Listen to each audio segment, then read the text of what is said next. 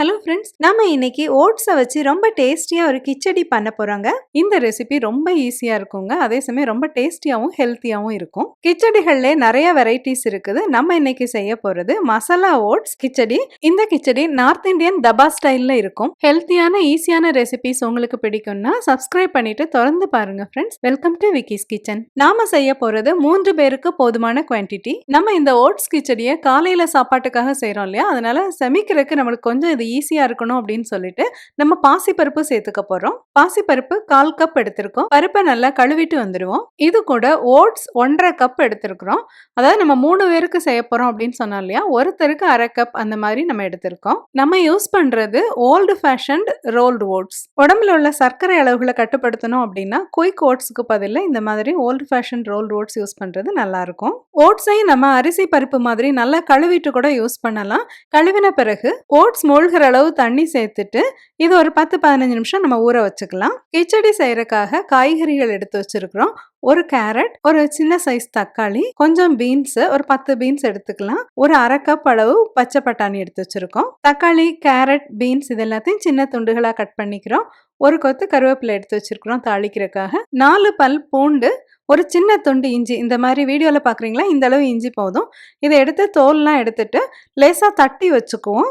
ரொம்ப மையம் அரைக்கணும் அப்படின்னு அவசியம் இல்லை. அடுப்பில் ஒரு சின்ன குக்கரை வச்சு சூடாக்கிட்டு அதில் 1 டீஸ்பூன் நெய் சேர்த்துக்கிறோம். கொஞ்சமாக நெய் சேர்த்து சாப்பிட்றது நம்மளுக்கு ஹெல்த்துக்கு ரொம்ப நல்லதுன்னு சொல்கிறாங்க. அதனால நம்ம நெய் சேர்த்துருக்கோம்.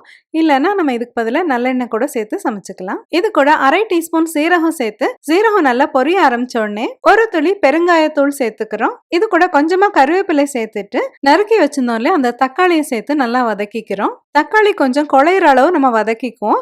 அப்பதான் இந்த கிச்சடி நல்லா வாசமா இருக்கும். தக்காளி சாஃப்டாக ஆரம்பிச்சோடனே நம்ம நறுக்கி வச்சிருந்தோம்ல மற்ற காய்கறிகளையும் பச்சை பட்டாணியும் சேர்த்துக்கிறோம். காய்கறிகளை இப்படி 2 நிமிஷம் நல்லா வதக்கிக்குவோம். இது கூட நம்ம இஞ்சி பூண்டு இடிச்சு வச்சிருந்தோம்ல அதை சேர்த்துக்கிறோம். இஞ்சி பூண்டோட பச்சை மசாலா வாசனை போறதுக்காக இப்படி 1 நிமிஷம் லேசா வதக்கிக்குவோம். பேசிக்கா கிச்சடி ரொம்ப காரமா இருக்காது. அதனால நம்ம ஒரு 1/4 டீஸ்பூன் அளவு மிளகாத்தூள் சேர்த்துருக்கிறோம். இது கூட கரம் மசாலா தூள் 1/2 டீஸ்பூன், கல்லுப்பு 1/2 டீஸ்பூன், மஞ்சள் தூள் 1/4 டீஸ்பூன் இதையெல்லாம் சேர்த்து பச்சை மசாலா வாசனை போறதுக்காக நல்லா வதக்கிக்குவோம். இதையெல்லாம் செஞ்சுட்டு இருக்கும் போதே இந்த ஓட்ஸும் பருப்பும் நல்லா ஊறி இருக்கும். பருப்பையும் ஓட்ஸையும் நம்ம வதக்கி வச்சிருக்கோம்ல அந்த மசாலா கூட சேர்த்துக்கிறோம். இனிமே இந்த ஓட்ஸ் நல்லா மூழ்கிற அளவு தண்ணி சேர்த்துக்குவோம். கிச்சடி எப்பவுமே நல்லா குழைவா இருக்கணும் அப்படிங்கிறதுனால நம்ம நிறைய தண்ணி சேர்த்துப்போம். ஆனால் எவ்வளவு தண்ணி அப்படின்னு நம்மளுக்கு மெஷர் பண்ண முடியாது.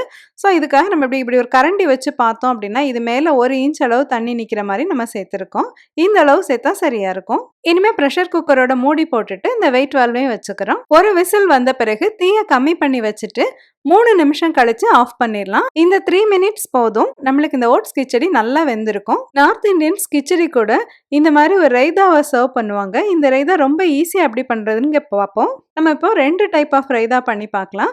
இதுக்காக 2 சின்ன பவுல் எடுத்து வச்சிருக்கிறோம். ஒரு பவுலில் கொஞ்சமாக மல்லித்தழையை பொடியாக கட் பண்ணி போட்டிருக்கோம். இன்னொரு பவுலில் கொஞ்சமாக துருவின கேரட்டும் கொஞ்சம் மல்லித்தழையும் பொடியாக கட் பண்ணி போட்டிருக்கிறோம். இந்த 2 பவுல்லையும் நம்ம தேவையான அளவு தயிர் சேர்த்துக்கிறோம். தயிர் நிரப்பின பிறகு அதில் தேவைக்கு நம்ம உப்பு சேர்த்துக்கிறோம். இதை நல்லா கலந்து விட்டுட்டு ஒவ்வொரு பவுல்லையுமே கொஞ்சமா ஜீரகத்தூள் நம்ம தூவிக்கலாம். ஒரு பிஞ்ச் அளவு ஜீரகத்தூள் தூவி இருக்கிறோம். நம்மளோட டேஸ்டியான ரைதாக்கள் 2 ரெடி ஆயிடுச்சு. குக்கர்ல உள்ள ப்ரெஷர் இறங்கின பிறகு நம்ம இதோட மூடியை திறந்துக்கிறோம். இப்ப திறந்து பார்த்தோம்னா நம்மளுக்கு இந்த கிச்சடி ரொம்ப சாஃப்டா நல்ல குழைவா வெந்து கிடைச்சிருக்கும். இந்த கிச்சடி ஓட்ஸ்ல பண்ணது அப்படின்னு சொன்னாதான் தெரியுங்க.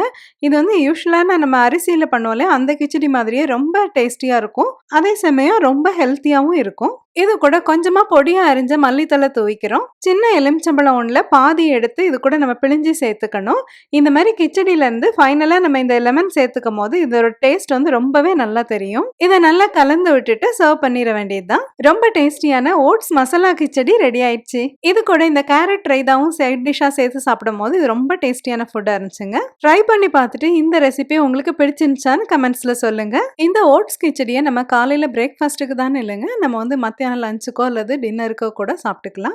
நல்ல ஹெல்த்தியா இருக்கும். சீக்கிரமா இது ஈஸியா டைஜஸ்ட் ஆயிடும். இந்த மாதிரி நிறைய ஹெல்த்தி வீடியோஸ் நம்ம சேனல்ல தொடர்ந்து கொடுத்துட்டு இருக்கிறோம். இந்த வீடியோ உங்களுக்கு பிடிச்சிருந்துச்சுன்னா ஒரு லைக் கொடுத்துட்டு சப்ஸ்கிரைப் பண்ணிக்கோங்க ஃப்ரெண்ட்ஸ். மறுபடியும் இது மாதிரி ஒரு இன்ட்ரெஸ்டிங்கான ரெசிபியோட உங்களெல்லாம் சந்திக்கிறேன். until then take care, see you.